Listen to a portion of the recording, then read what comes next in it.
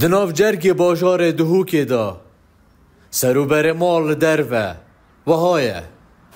بهتره و می رطوبت اوسا دجور وجی آواب دیواران داد هیتا خواره بکره کاری و پاری روزانه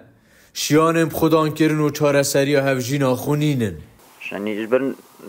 نصاغي بتشي كمان نفسني ما نيش نزار خدي يعني نشتري بتعبيد فيتو بري خبزيني كيفه أجي عامل لي مو كري دار مو قرب المسك الحمد لله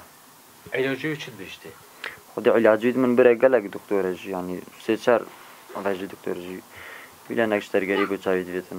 في مشكلة خلاص بيت إن شاء الله أجي قلتي بينج ورقة خدي ما سيدار رشام بيني يعني خدي كلو بالك ناف مالي من دنيا كلو بالك يعني الصندوق دلكت نخرة عردية ناف مالیاوان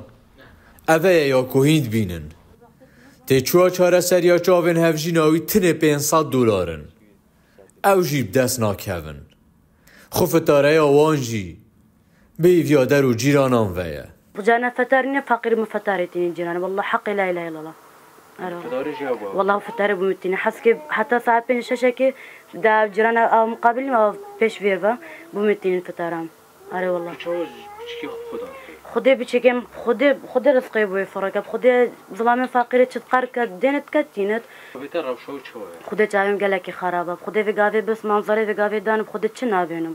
بخدي شاوي مشيلي بيت بخدي شاوي مصوجد وكي شاوت هيك دل مبقالي نو صب صوجد والله العظيم صار شاوي مصوجد اباك اللي في 4 ساعات اباك دسمه ده زارو یکا ایک سالی هیه حیوانه کره آخانی 130,000 دینارن اگر کره کاری هبو دشه دابین بکد اگر نه ده بیت اقر وکی گلک قرندی السر حیدر دوسکی روداو دهوک